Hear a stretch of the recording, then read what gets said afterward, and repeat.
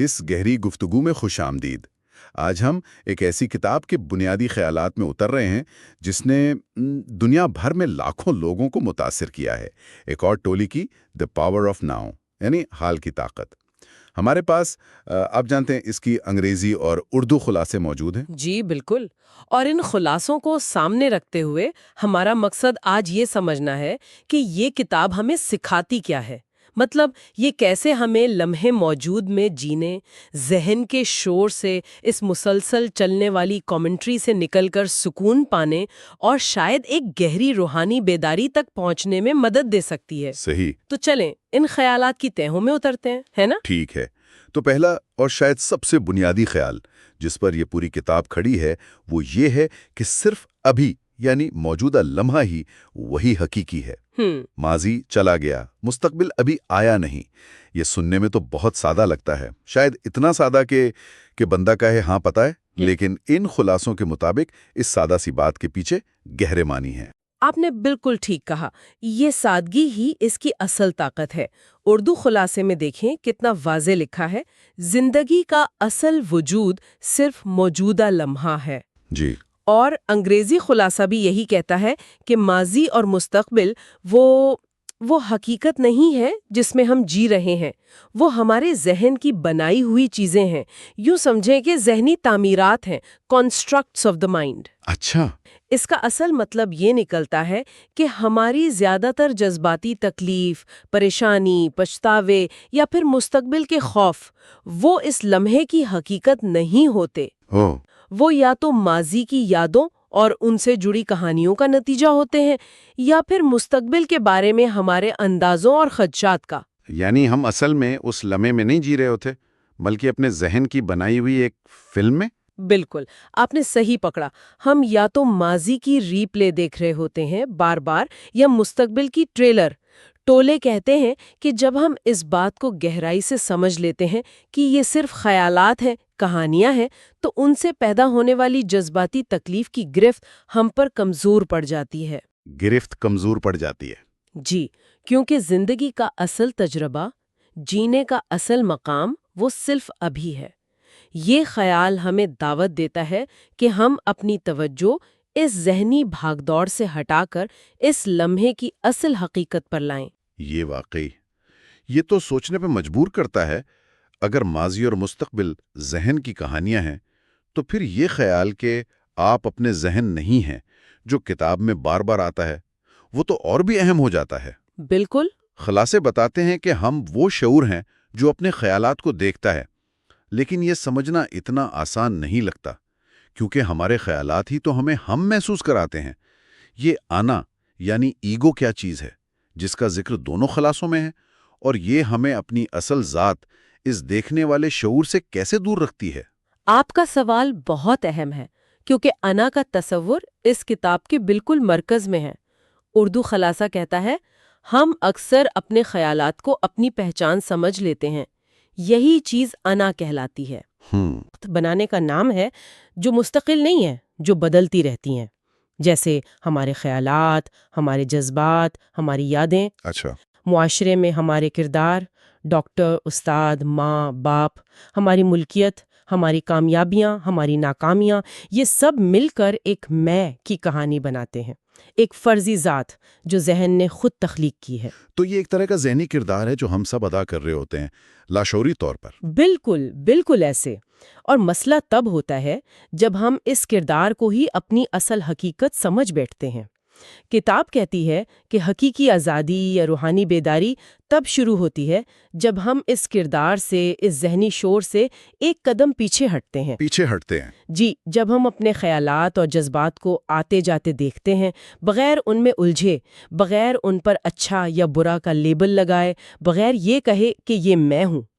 انگریزی خلاصہ اسی کو کہتا ہے realising your consciousness beyond the mind, یعنی یہ احساس کہ آپ وہ خاموش موجودگی ہیں جس میں یہ سب خیالات اور جذبات رونما ہو رہے ہیں۔ بالکل، وہ مشاہدہ کرنے والا شعور ہی ہماری اصل ذات ہے۔ انا ہمیں اس شعور سے غافل رکھتی ہے، مسلسل سوچوں میں الجھا کر۔ اور ان سوچوں اور ماضی کے تجربات سے جڑا ایک اور بڑا دلچسپ بلکہ شاید تھوڑا خوفناک سا تصور ہے درد کا جسم یعنی پین باڈی۔ اردو خلاصے میں لکھا ہے کہ یہ پرانا درد ہر انسان کے اندر محفوظ رہتا ہے۔ یہ کیا بلا ہے؟ یہ بنتا کیسے ہے اور یہ ہماری زندگی پر کیسے اثر انداز ہوتا ہے؟ پین باڈی، جی، یہ ایکہارٹ ٹولے کا ایک منفرد اور بہت گہرا تصور ہے۔ یہ ہمارے ماضی کے ان تمام جذباتی زخموں، تکالیف، غصے، رنجشوں اور منفی تجربات کا مجموعہ ہے جنہیں ہم نے پوری طرح محسوس نہیں کیا تھا اس وقت۔ اچھا، جنہیں دبا دیا گیا؟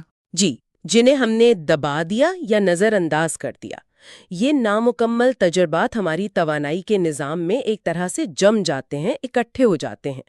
ٹولے کے مطابق یہ جمع شدہ درد ایک نیم خود مختار توانائی کی شکل اختیار کر لیتا ہے، ایک جذباتی بھوت کی طرح جو ہمارے اندر رہتا ہے۔ نیم خود مختار مطلب یہ خود سے عمل کرتا ہے؟ یہ کیسے ممکن ہے؟ ایک طرح سے ہاں، یہ پین باڈی وقتاً فوقتاً جاگ جاتا ہے، خاص طور پر تب جب کوئی بیرونی واقعہ ماضی کے کسی زخم کو چھیڑ دے، اور جب یہ فعال ہوتا ہے تو یہ ہمارے خیالات اور جذبات پر قابو پا لیتا ہے۔ اوہ! ہم اچانک شدید غصے، گہری اداسی، خوف یا مایوسی کا شکار ہو جاتے ہیں جو موجودہ صورتحال کے تناسب سے کہیں زیادہ شدید ہوتی ہے۔ اچھا۔ اور اس کی خوراک کیا ہے؟ مزید تکلیف۔ یہ تکلیف دہ خیالات پیدا کرتا ہے، ڈرامائی صورتحال تخلیق کرتا ہے تاکہ یہ مزید جذباتی رد عمل پیدا کر سکے اور خود کو زندہ رکھ سکے۔ تو ہم کیسے پہچانیں کہ یہ ہمارا معمول کا رد عمل ہے یا یہ پین باڈی کا حملہ ہے؟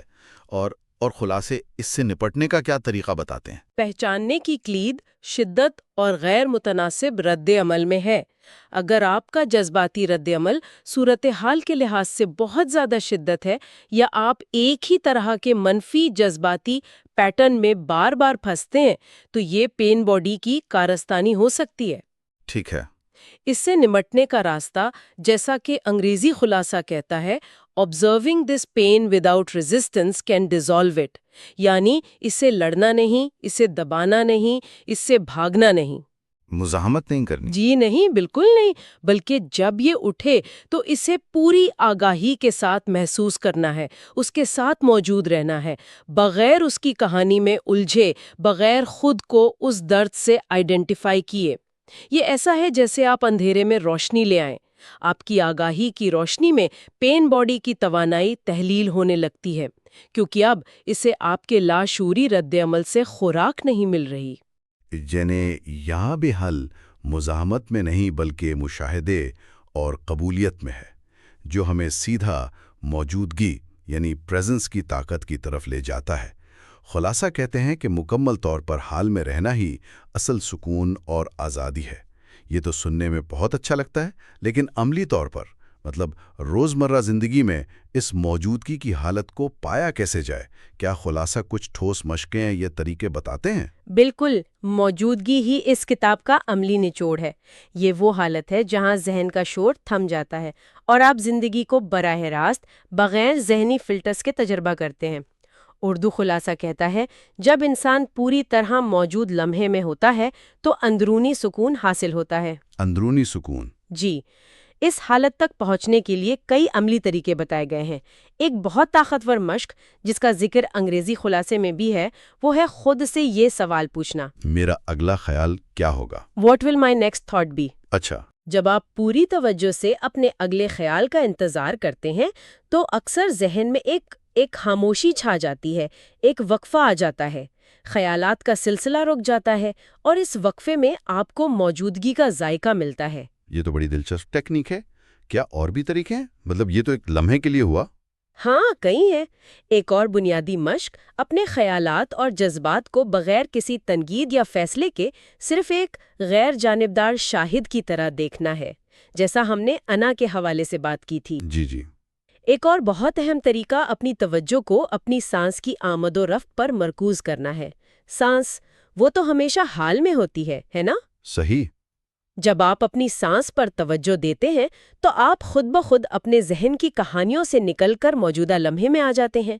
اسی طرح اپنے اندرونی جسم یعنی انر باڈی کے احساس پر توجہ دینا، یعنی اپنے ہاتھوں، پیروں یا پورے جسم میں زندگی کی ہلکی سی توانائی یا سنسناہٹ کو محسوس کرنا، یہ بھی آپ کو فوری طور پر حال میں لنگر انداز کر دیتا ہے۔ جن سے ہمیں ہوشیار رہنا چاہیے۔ ذہن کیسے ہمیں ماضی اور مستقبل میں الجھائے رکھتا ہے؟ ذہن کی کچھ بہت پکی عادتیں ہیں۔ انگریزی خلاصے میں ان کا ذکر ہے: The mind's habits, rumination, anticipation, projection keep you stuck outside the present. یعنی پہلا رومینیشن، جگالی کرنا، ماضی کے واقعات، خاص طور پر منفی واقعات پر بار بار سوچنا، ان کا تجزیہ کرنا، اگر ایسا ہوتا تو کیا ہوتا کی گردان کرتے رہنا۔ پچھتاوا۔ جی۔ دوسرا اینٹیسپیشن، توقع، پیش بینی، مستقبل کے بارے میں مسلسل سوچنا، منصوبہ بندی کرنا، امیدیں باندھنا یا پھر بدترین صورتحال کا تصور کرنا، فکر کرنا۔ ٹھیک۔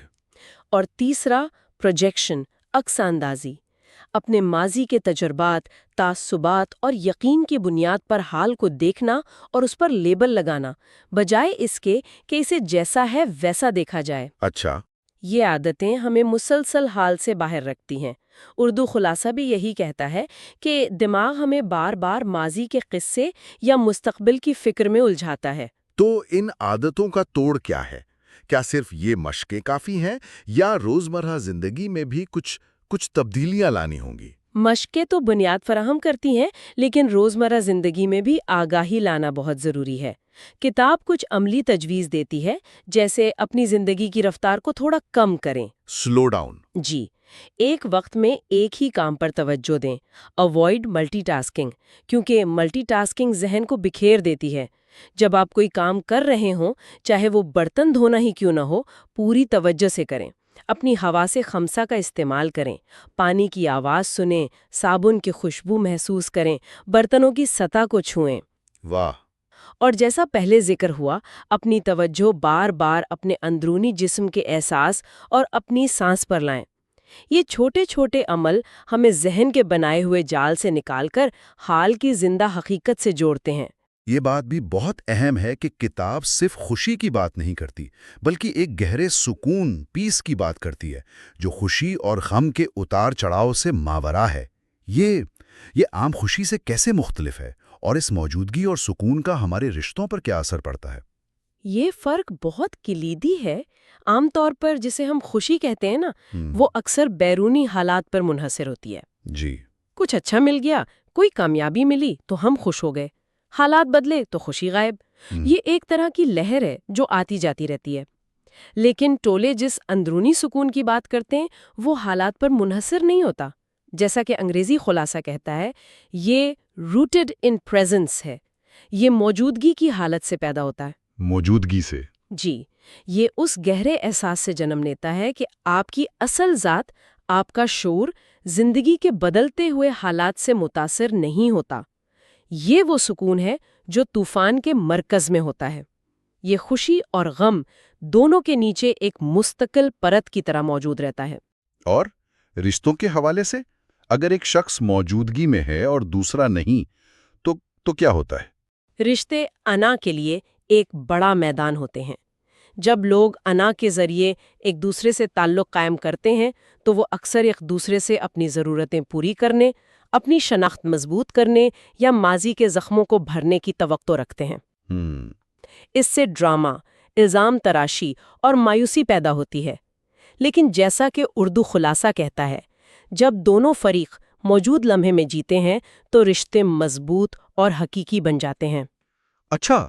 جب آپ موجودگی سے بغیر کسی ذہنی کہانی یا توقع کے دوسرے شخص سے ملتے ہیں تو آپ انہیں ویسا ہی دیکھتے ہیں جیسے وہ ہیں۔ تعلق زیادہ گہرا، سچا اور ہمدردانہ ہوتا ہے۔ البتہ یہ سچ ہے کہ اگر ایک شخص انا سے چل رہا ہو اور دوسرا موجودگی میں رہنے کی کوشش کر رہا ہو تو عدم توازن پیدا ہو سکتا ہے۔ ظاہر ہے۔ جو شخص موجودگی میں ہے وہ دوسرے کی انا کی کارستانیوں کو زیادہ واضح طور پر دیکھ سکتا ہے، اور یہ کبھی کبھی رشتے میں تناؤ کا باعث بن سکتا ہے۔ لیکن طویل مدت میں موجودگی ہی حقیقی محبت اور قبولیت کی بنیاد بن سکتی ہے۔ یہ بہت گہری بات ہے۔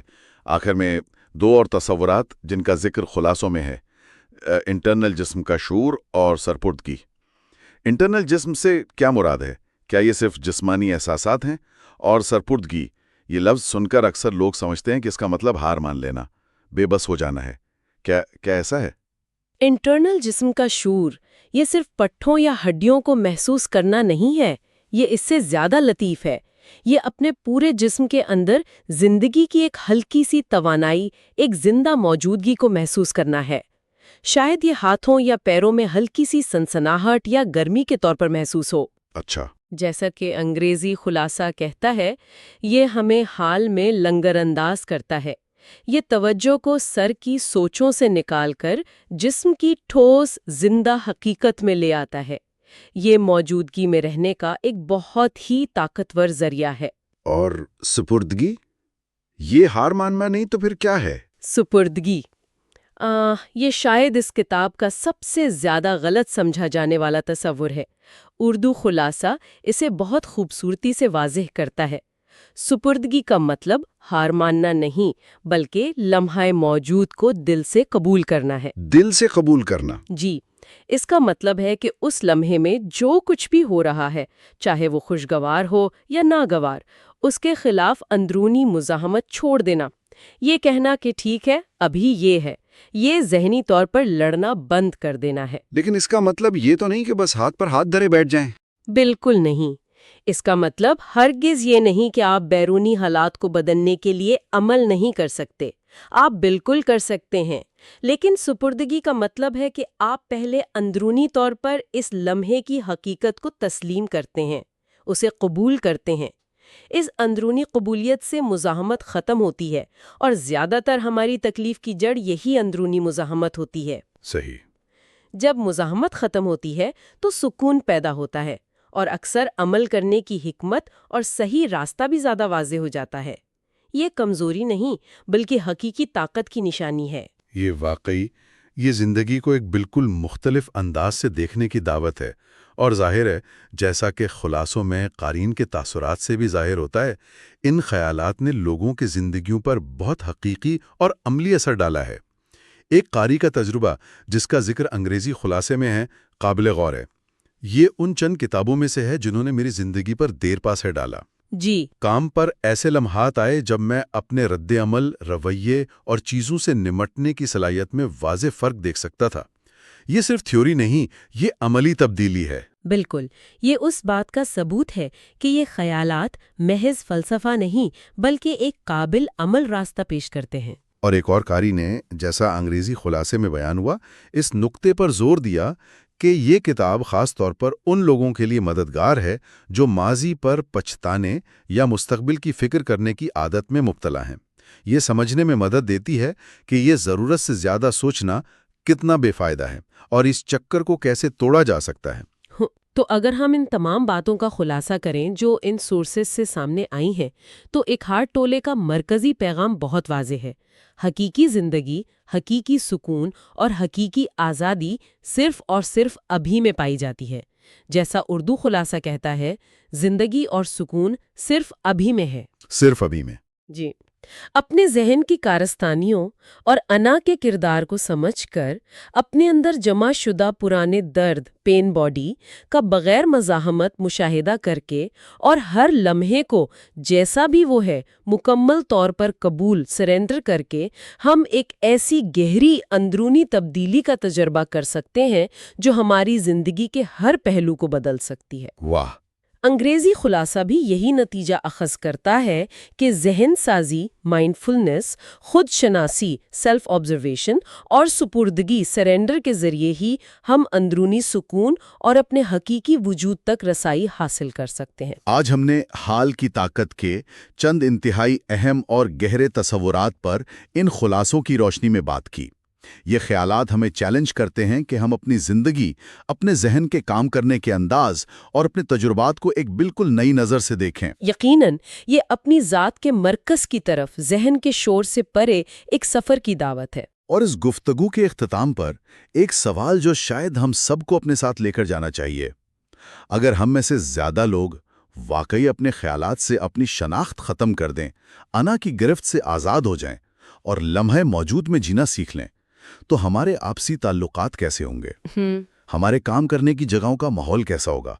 کیا اس سے معاشرے کی سطح پر کوئی بڑی تبدیلی آ سکتی ہے؟ ذرا سوچئے، اگر ہم سب تھوڑا زیادہ حال میں جینے لگیں تو دنیا کتنی مختلف ہو سکتی ہے۔